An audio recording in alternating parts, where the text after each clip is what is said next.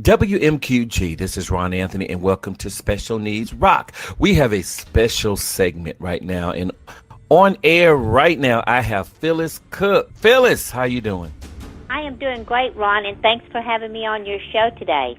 Yes, I am so glad that you are on the show, and especially with this story, as far as fighting and all the things and fighting in a respectful way is what we're doing, and it seems like it's making some progress. And so tell us about your story. First, where are you from? I am from Atlanta, Georgia. I'm originally from Pensacola. My parents, the murders and stuff happened in Mississippi, Gulfport, Mississippi, where my father and my little brother were living. But I have now moved to Georgia, so I am from Georgia at the moment. Oh, okay. So have you heard of Jupiter, Florida? I have. That's where I grew up. Oh, my goodness. In Jupiter, yes. I sure have. A lot of people, they haven't heard of it, but yeah, Jupiter, Florida, that's where I grew up. And I started going to Palm Beach Gardens when I moved to Riviera Beach. And so and so I've been actually in this for, I would say, for special needs ever since I was born, because I had a cousin that had special needs, and her name was Batanya, and I had to move at the time. And like we were talking off air, sometimes things happen. See, I wasn't always a good child, so I had to move with my uncle and aunt who had a special needs child. So actually, I was moving for my benefit because, so I could straighten up, but I end up moving because I had a mission that I didn't know about. That's right. And you use the term special needs. I work for the Department of Juvenile Justice, Office of Law Enforcement for Cobb County, and then I worked as community coordinator for Harrison County, where I lived, and I had youth at risk programs, and I had a lot of kids in there that were from broken homes, drugs, abuse, sexual abuse type deals, any type that they. And, I guess you could say you do have handicapped children and you do have kids with special needs. But when you're dealing with children, they all have special needs. Oh, yeah, even us, the grown people. people. I was to say, I classify as definitely being in the special needs. Yeah. Me too. Yes. Yes. So now, you tell us a little bit about your story, because I'm sure a lot of people, we've been talking about it, and pushing it. So what actually, how can you start with what happened with your story? Now, I guess, Ron, the way I can really start that I hate to is just say the day that the gates of hell swung open wide. It's my little brother, Ronald Wayne Anderson, we called him Ronnie. He was 17 at the time of his death. He had gone to live with my parents had divorced when I was around 11 or 12 years old, and Ronnie had gone to live with Dad when he was 16. He'd been there maybe a year and a half. Ronnie had polio when he was 3 years old, so he wore a brace on one leg. And, life wasn't really good for him at all. He had just had a rough life dealing with polio, and then, like I say, an abusive stepfather. And when he went to live with Dad, like I say, he'd been up there maybe a year and a half. And that riding around that day, I just had the most horrible feeling that something was wrong. Something wasn't right with Ronnie. So I stopped at a payphone, called my dad. When he answered, I asked him if Ronnie was okay, and he said, yeah, as far as he knew, that Ronnie had recently moved out into a rooming house with another friend, I say so-called friend, I think he was 18 years older than Ronnie, named Jeffrey Dennis Bass. Now, this Jeffrey Dennis Bass was the nephew of Rose Anderson, who was married to my dad at one time. They had been divorced. So Daddy went over. I asked Daddy if he would go tell Ronnie that I wanted him to come stay with me for a while. I'd not seen him in a while, and I missed him and was worried about him, too. So the next day, Daddy took Ronnie over some shoes, because he wore a different shoe on different foot, because of the polio and stuff. Right. So he took him some shoes, gave him some money. When Daddy left, he said Ronnie was happy. He was coming to stay with me. I was to pick him up later that afternoon. Daddy said he had been home no more than an hour when the sheriff deputy knocked on the door and told him that Ronnie had been shot, that he needed to go to Memorial Hospital there in Gulfport. Daddy said when he got there, that this Rose, his ex-wife, met him at the ER door, told him that Ronnie had been shot, and of course Ronnie was deceased by then. Wow. So this just like all of a sudden. Instant. And the reason he was shot was, I did not know this until 2013. Now, I knew that Ronnie had been murdered. There was implications and remarks made, and then I knew that he had not committed suicide. But due to my daddy's involvement within the law enforcement from the early 1960s until, I guess you could say, he worked as part-time bailiff up to his death in 2003, he was involved in with law enforcement. So let me see. What happened? Like, okay, so what year did this all start? Like when he actually passed away? Okay, Ronnie was murdered on September the 26th of 1967. And you found out what really happened what year? I found out as far as who murdered him and that who murdered him, right? You found out 2013? Yeah, Ronnie, we were in due to my daddy's involvement in with the police department, and come to find out, and I'm going to just be point blank and not even beat around the bush at all, during that era of time. Before you do that, we're going to take a break, because I want to keep them right there. We're going to take a quick break, and then we're going to pick up from that. Is that okay with you? Sure, yes, honey. Whatever you have to do. Okay. WMQG, this is Ron Anthony. We'll be right back. We got some music for you. Okay, so now we're going to pick up, because I'm going to play music just to keep them right there. Mm-hmm. Okay, so now we'll pick up. Okay, thank you. We're back, WMQG. So now you were saying, okay, now you found out in 2013 about, like, who did this. Yes, I was sitting at my desk that day, and I just had the awfulest feeling because in 2003, my father was gunned down in his driveway. They closed his case as self-inflicted gunshot wound also. So they ruled both of the murders a suicide. My dad was a retired police officer at the time, but in 2002, while being in a Waffle House, now for 36 years, mind you, I called the Harrison County Sheriff's Department and the Gulfport Police Department asking information on my brother. It would not be no more than 20 minutes to an hour at the max. My daddy would call me and ask me, what was I doing to leave it alone before I got someone else killed? Ronnie had committed suicide, just leave it alone. Even to the point of several times making the remark, then I could tell he was really upset. But being young, I had no idea as to why. He would say, leave it the hell alone before you get someone else killed. But that didn't mean anything to me. I didn't understand what he meant. So every time I'd get a little bit more confidence, I'd call again. They would call my dad, tell my dad I was calling. And right. That's me. That's how I am. Yeah. Oh, yeah, I don't give up easy. I'm just, I'll let it die. So I kept calling. Well, then, like I say, for 36 years. Well, then in November of 2002, while in a Waffle House, visiting my dad, I'd go up because his birthday is November the 26th.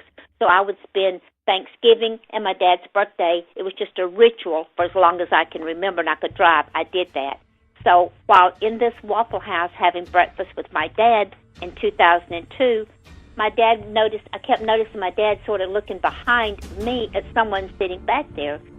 Well, a few minutes, and due to it being daytime and, kids listening to the show, as an adult, you'll know what I'm going to say and what I'm meaning. But my dad looked around me, and he mumbled SOB. And I'm thinking, what in the world? Well, I immediately turn around, and my daddy says, turn around, don't you look at that. And he said the same thing again. So I turned back around. A few moments, the guy got up and was leaving. Well, as he was leaving, he just sort of looked at me and looked at my dad, walked on out the door. Well, of course, I analyzed the guy from head to toe. As he got in his old van leaving, my dad looked at me, and I could tell it was it was almost like he was in shock, and me too. My dad said, do you know who that was? And I said, no, but I know you don't like him. My dad said, that's Jeffrey Bass. He said, he's the old boy that killed Ronnie. Well, Ron, that was the first time in 36 years my daddy ever admitted that my brother was murdered, and it wasn't suicide. My dad got up. He went on home. I had to go get groceries. We were in different cars. Well, the girl at the Waffle House had worked there for, I use the term 100 years. She was like your hairdresser. She knew everything about everyone. So as my dad left, I pretended I was buying a Coke, so I just stalled for time. As my dad left, I walked up to Trudy Franklin, who was working at the Waffle House. She said, "Yep, that's Jeffrey Fast." She said, "He's the old boy that your dad has always said murdered your brother, or killed your brother," is the term she used. And I said, "Well, you can tell him that I will walk the streets of Hell until I find out why he killed my brother." 3.5 months later, from November the 27th until April the 18th, it took that long for him to get confident enough to murder my dad. My dad was gunned down in his driveway, but my dad was murdered to keep him quiet, because if you Google State Line Mob 1967, it tells all of the era of time and the ones that are pretty much involved in with the mafia that murdered my little brother. That's why my brother was murdered. People say, "Well, why was your brother murdered? Why do you think happened?" My brother was murdered because he was fixing to be leaving Gulfport, Mississippi. He was a victim of association by my dad's involvement to a certain extent. I have pictures of my dad sitting at his dining room table or kitchen table playing cards with 4 of the Dixie Mafia gang. So yes, my dad was involved to a certain extent. I think that's one reason my dad was murdered in because of information he held in 1987. They murdered the judge that my dad worked for, Judge Sherry, and his wife. The Dixie Mafia murdered him, and my dad knew of information on that case. My dad had shared information with me the night that they were murdered. The next morning, when he and Pete Hallett, a law firm partner, found the bodies first, my dad was told to go home, and Pete Hallett would handle everything. And my dad came home, but they didn't handle everything. My dad got a call back to keep his mouth shut and never say anything about being at that house and finding the bodies first, unless he or another child wanted to be murdered. So my dad held that information in, but the only thing that had made it bad was my daddy had shared that information with me that morning. I came home from work that evening, and I called my dad, and I said, "Well, hey, Daddy," I said, "you're home early." He said, "Yeah, Dickett's daddy's had one of the worst days of his life." And I said, "Well, what happened?" He said, "Somebody murdered Sherry and Margaret." Well, my dad told me all about the crime scene, the positions of the bodies, the cookies in the saucer, the milk, everything. The position of Margaret, that she was in a kneeling position by the bed. Well, I had never forgot that. You know, that's something that will stick with you. You will remember things that your parents tell you like that. Right. So what happens now? Like are some of these people still out there? Yes, they are. The Jeffrey Bass that I saw in the Waffle House in 2002, he is, as far as I know right now, he's still walking the streets. Nothing has happened. In 2013, whenever I called the Harrison County Police Department and spoke to an investigator, he was a new one I'd never spoke to.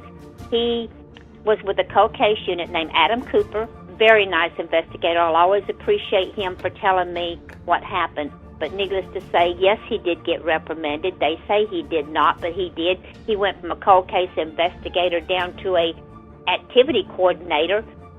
So, yeah, that doesn't speak volume right there. But anyway, in 2013, I called, and Adam Cooper answered when I asked for a cold case investigator. I did not mention my dad. I only mentioned my little brother. As we were sharing information, he put me on hold. He came back and he said, "Miss Cook," he said, "I am 99.9% sure that your brother was murdered by a member of the Dixie Mafia." I said, "The what?" He said, "The Dixie Mafia." I said, "Why are you telling me this?" He said, "Because everyone that you're naming were members of the Dixie Mafia." And at this point, unknowing to him and unknowing to me, he says, they are the ones that murdered Judge Sherry and his wife on the Gulf Coast. And knowing to me what I was about to tell him and the magnitude of it, I said, oh my gosh. I said, my daddy and Pete Hallett are the ones that found the bodies. He said, no, ma'am, your daddy and Pete Hallett are not the ones that found the body. Well, his whole demeanor had changed, and I said, well, I guess the heck they were, but that's not the word I used. I said, I know what my dad told me. I reiterated everything to him that my dad had told me, explained everything. From that point forward, it was like he never, ever contacted or really got back with me. I have a couple of emails where on June the 12th of 2013 at 9:41 a.m. in the morning, I told him, I said, Mr. Cooper, I've not heard back from you in a while, but I wanted to say if I caused you any kind of reprimand for telling me about Jeffrey Bass associated with the Mafia, I am truly sorry. As I stated to you, I have called and tried for many years to find out what truly happened to my brother. I never associated my brother's death or my dad's with the Dixie Mafia until you mentioned it to me. But after reading about it and knowing what I've been told through the years, it all makes sense. I want to thank you for being the only one to help. And I, went on to tell him. Right. But he is not, like I say, I know he was reprimanded for it. They can tell me he wasn't, but the truth speaks for itself. So where do you go from here? I am now working. Yeah, what actually are you looking to get now? What could actually be done, and are you on a track where something can be done? I truly hope so, Ron. Nothing is bulletproof or nothing's foolproof on anything. You always hope for the best, as which I am doing. But like say, for 36 years and then for 50 years on my brother's death, I am now working with a cold case group called Colorado Crime Stoppers, Robert Wells. And his team has taken, and they have just been awesome. And as far as I know right now, they are working to, I guess you could say, hopefully reopen the case if everything goes like we're hoping, to prove that my brother and my dad were murdered. I was told that right now everything pretty much points to yes, my brother was murdered, and I really feel that my dad was. I'm hoping to reopen the case and bring Jeffrey Bass to justice. Now, as far as Pete Hallett and the Sherry's murders, hopefully they will come forward and care enough about their loved ones to reopen the case, to bring justice for that. But, I do blame Pete Hallett for a certain amount of threatening my dad and my dad fearing for his life and our life, as far as to never come forward and tell what he knew. And I think that was a lot of the reason that my brother was murdered. My dad was murdered. But that's just something that I'll have to see as far as the law and how that would be played out. But yes, I do want justice for my brother's murder. And yes, Pete Hallett is still walking the streets, and so is Jeffrey Dennis Bass. Now, whether they give him another name, put him somewhere and say he died, I can't control that.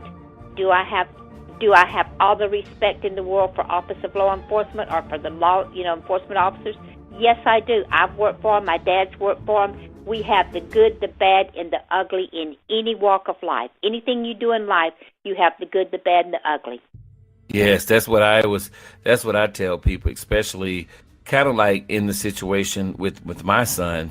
It's kind of similar because everybody walks free, and it's up to people like Phyllis Cook and Ronald Hatcher to make sure that they don't walk free, and to, it's kind of like, as I grew up, they always told me, I always tell this, that I'm so nosy.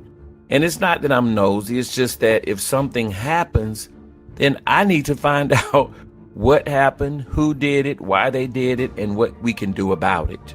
That's right. And I have been called, I've had different ones on here say, oh, well, you're abusive. I am not verbally abusive. I am verbally blatant as to what I'm standing for and for the issues. Someone has murdered my daddy and my brother, just like you. Someone has murdered your child. How do you stay happy and cordial and just very nice in an incident like this? It's one of the song, Life Turned Me This Way. Right. And you know, a lot of people, they will never understand. And you know when they might is when it happened to them. So that's why, God forbid it ever does, but yes. right. That's why I always like to involve people, because you never know. Either it will happen to you or you can stop it from happening. Because you have to be aware of your surroundings. Just like when you were sitting with your father, you wanted to know who was that, and I can tell you were looking. I can tell you didn't like him because you're born for this, because you know something wasn't right. Yeah. And you know, you call it premonitions or call it what, but I've always been able to tell when something was wrong with my kids, Right. my brothers. I mean, it's just a family. It's just, and it's not even good. I mean, I can almost tell when the phone rings, you know, who it's going to be before you even answer. Right. And it's just something that people say, well, that's crazy. Well, it may be crazy, but it's my crazy. I Right. mean, it's me. You know, what should I say? It's just, that's all I know to say. You know, just like Michelle You are Barton, right. I know you did the show with her. Now, she's awesome. I just Yes. love Michelle. And she is a true Yes. example of what a mother's love will make you do. Yes. Yes, she is. And I can see, I have two other well, I won't call their name, but they don't really come out that much, but they were involved in the case with my son, and these two women are fighters. I mean, if you put me, you, Michelle, and these two women, and Lala, she her son is actually the one that stood up for the Landon Dunson Act, HB 614. So her son is named after him. He's special needs. So if you put all of us in a room together and someone's coming after one of us and we're on the case, it's win. settled. Yeah, we gonna win. Yeah, we gonna win. I tell them, honey, I am like a pit bull or a Rottweiler with rabies. Now, Yes. you know, and I'll tell them, they say, well, you're not that big. Well, don't let my size fool you, because I've Right. never been scared. They'll say, Right. well, Phyllis, you're fighting the Dixie Mafia. Well, you know, excuse me, I realize this. I realize that this is not Snow White and the Seven Dwarfs, but you know what? You just can't be scared all your life. You can't. You fear not, because you have to keep moving. And just like the mafia or the school board and all of these people, they're just like us. They hurt. They go through the same thing. And actually, if you put all of us together, put all of us together. You don't have to go there, brother.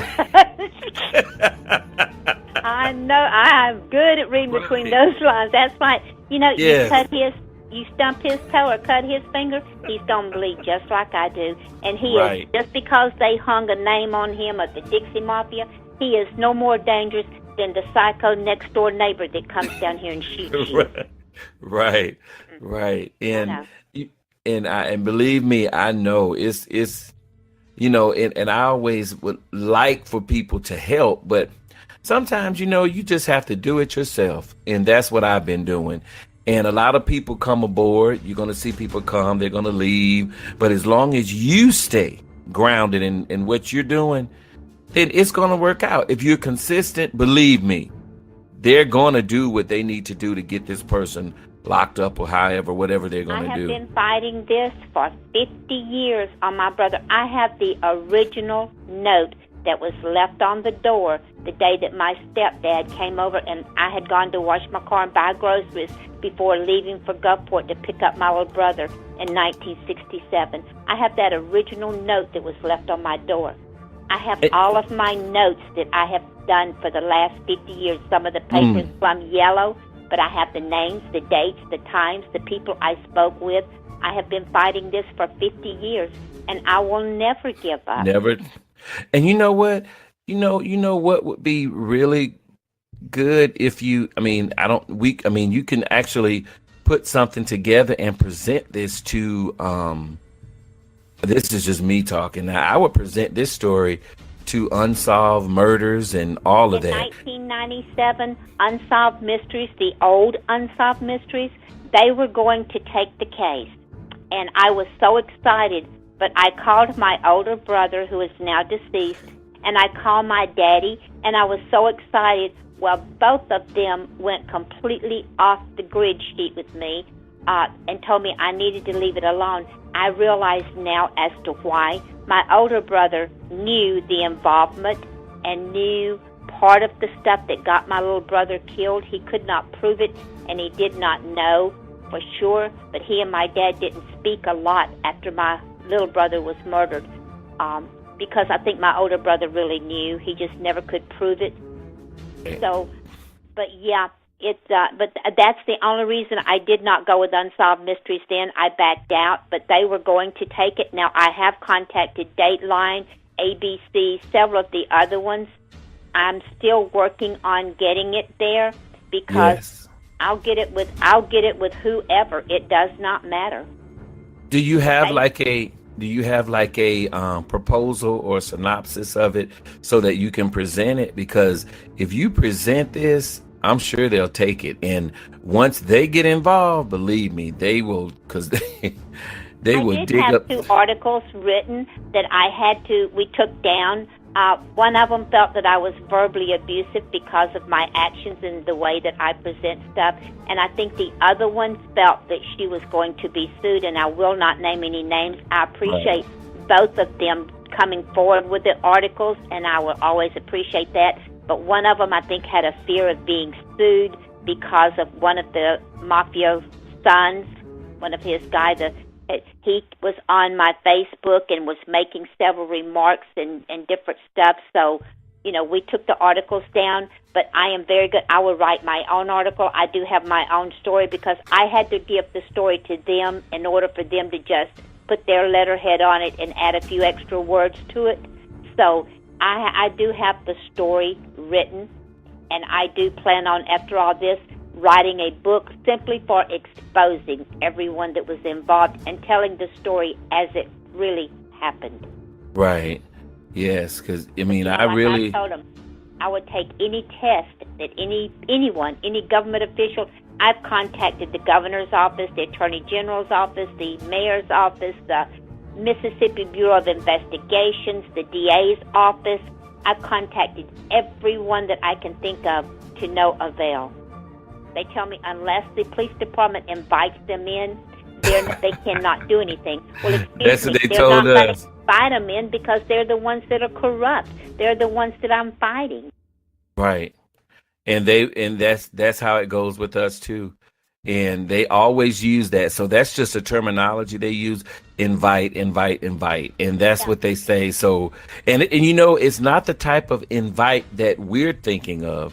It's the invitement of, like, I know in our case, if once they do away with it, then they can come involved. But they won't ever do away with it so that the feds can get involved. And I tell them, if you have nothing to hide at all, you would be glad to have some outside help. You would be glad for someone to come in and assist you with your caseload. If you are so busy that your caseload is such that you cannot handle it on your own and you have such a big overload of cases, then invite someone in to help you if you have nothing to hide. Right. And you're guilty, do you deny outside help? Right.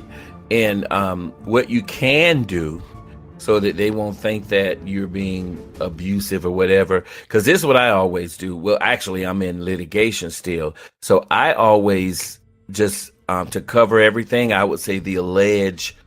I say my personal opinion and the alleged and the perpetrator. The alleged perpetrator and my personal opinion. Yes, because that's the only way.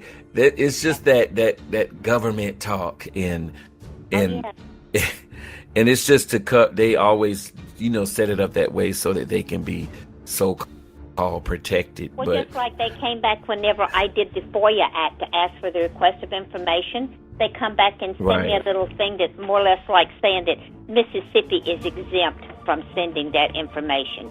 Well, after they had gotten a call threatening a little bit of different stuff, they did send me a thing, but they sent me, before there was never any witnesses. They said there was no witnesses, there was no one, no anything. Well, then just a couple of weeks ago, I received back on the information, the detective investigative report. Well, now all of a sudden they have several witnesses that heard shots around the same time.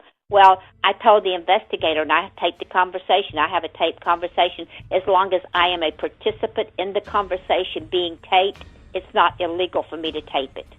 Right. So I was a participant in that conversation, and I did tape it. And I told him, I said, well, now y'all have gotten 2 witnesses.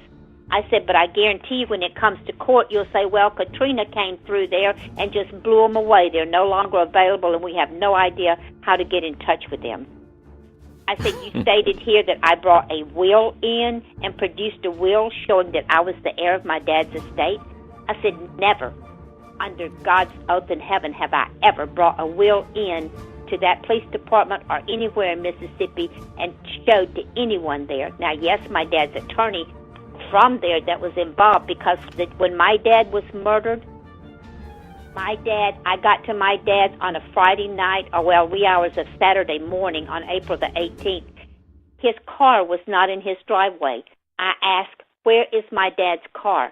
My dad's attorney friend who was involved in with the mafia himself, Roy Strickland, he says, Phyllis, your daddy sold the car. I said, Roy, my dad would not have sold that car. Well, he informs me that he would get it back, but he never did. At the closing of my dad's house, he said, well, I'll get it back if you're going to pitch a fit. Well, excuse me, if I'm going to pitch a fit and you say you're going to get it back, had my dad legitimately sold his car, he would have said, honey, your daddy sold the car and there's not a thing I can do about it. I'm sorry. But no, my dad did not sell his car. My dad's jewelry, all of his Masonic rings, his Mason stuff, all that was gone. All the crystal jewelry, fine china, and the house antiques were gone.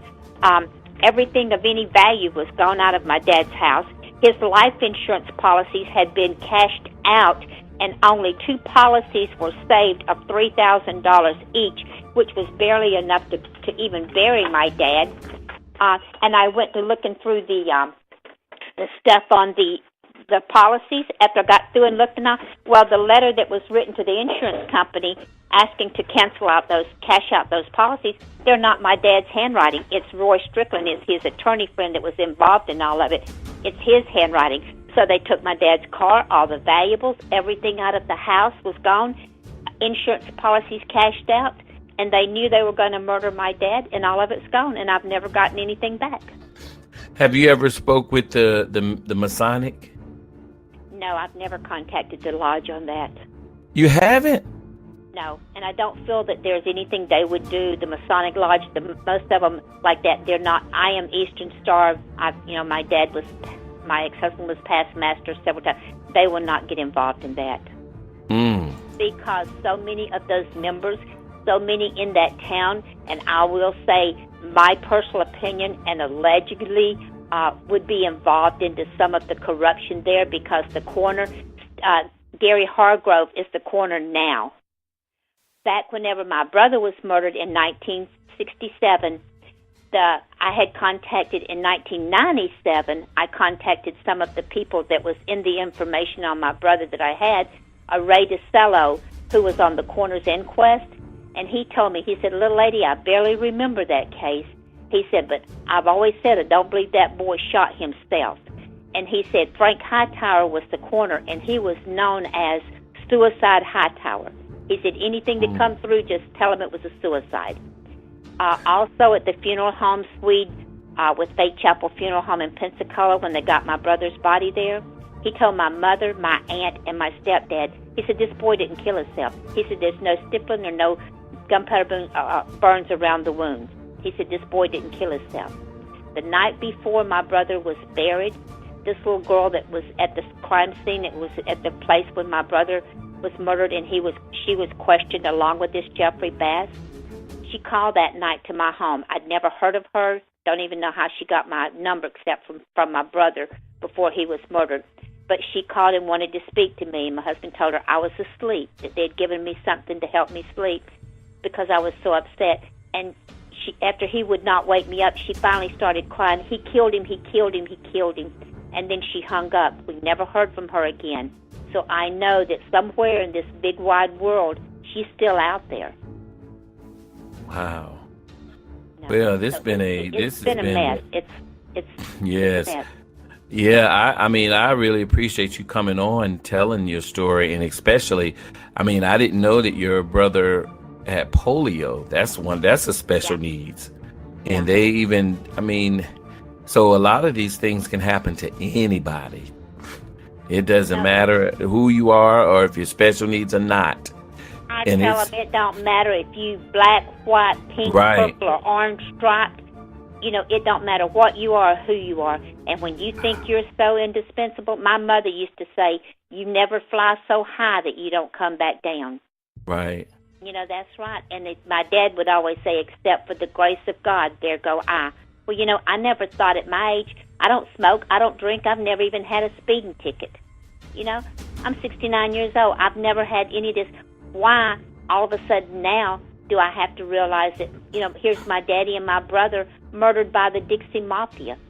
So, you know, yes, it don't matter what you are. It can happen to you. It can and it will. wow, God forbid that it does, you know, but when it does, it's reality. it does, yes. It's reality. Well, yeah. So I mean, I would just say, just if you could get this like a proposal or something together and put all that together, and I would submit it because this is a real movie. This is like a Well, movie that, there's been a and movie made. If you go on, like I say, if you Google Dixie Mafia 1987, there's YouTubes and everything of the Sherry's murders, and it really reiterates a lot of the things that I've said today, except for the truth. You know, the coroner, Steve Dallahousie, was the coroner that handled the Sherry's murders. He stated in a lot of the things that my dad snuck out the court transcripts that the court reporter had sent to him, and he mailed them to me, and I put them up. Well, I never thought about reading them because my dad kept me from knowing about the trial and the stuff. But as right, I went back, Steve Dallahousie, the coroner, he even said that he thought that Pete Hallett was doing the eulogy for the Sherrys, and that he made a remark that they were murdered on the 14th rather than the 16th when the coroner was really stating that they were. And he said it upset him so bad that he went into the office there at Reedman's Funeral Home and jotted it down because he thought, how would Pete Hallett know this had he not been there before he got there? Well, in 2013, I called this coroner. I looked him up and I called him and I told him what my dad had told me and everything about it. And he told me, he said, after I explained everything to him, he said, little lady, I don't want to get involved in this. He said, they made my life a living Hell, threatened me, tortured my family. And I said, well, let me tell you what my dad told me. And I just went into telling him. I wouldn't hush. So after I got through, he said, there is no way in Hell you would know this information had you or your dad, one, not been in that house before I got there. He said, I knew Pete Hallett was guilty. No, so I'm hoping all this comes out because I will back up anything that I say. As long as there's a breath in my body, I will not tell you or anyone else anything that I do not really, with all my heart, feel I can back up. right. Well, we're definitely going to get this out here, and I do appreciate you coming on. And I would love to. We can reschedule sometime to have you live on the air, and that way people can call in. So what we'll do is get that set up as well. But yeah, we do appreciate you coming on. And how can people contact you? You have is it on? I do have a Facebook page. It's under Phyllis Cook. They can friend me, or either I have a Murdered in Mississippi. It is open to the public. And like I say, it's a web page set up for my brother and my dad called Murdered in Mississippi. It's open to the public. They can call me. They can email me at Cheyenne, that's CHYANNE, Cheyenne1247 at att.net. I will respond to each and every email. I will keep everything confidential.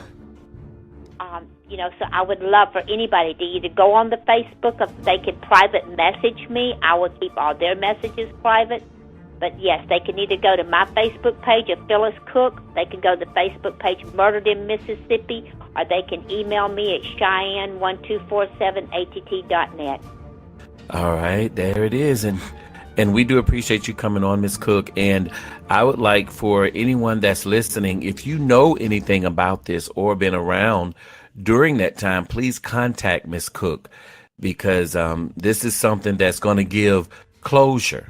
It'll never give the real closure within, but to what's going on out here, justice, it should be served. It should be done. We should do anything that you know about it. We want justice. We want justice done. Because and it doesn't matter how long it's been, because everything still exists as long as we have breath in our body. All right, Ms. Cook, and we do appreciate you, and thank you for calling in too. Thank you, Ron, and my prayers are with you and your family, and if there's anything I can ever do to help with your family or you just give me a call. You have my number. All right, thank you. Thank you, Ron. Okay, bye-bye.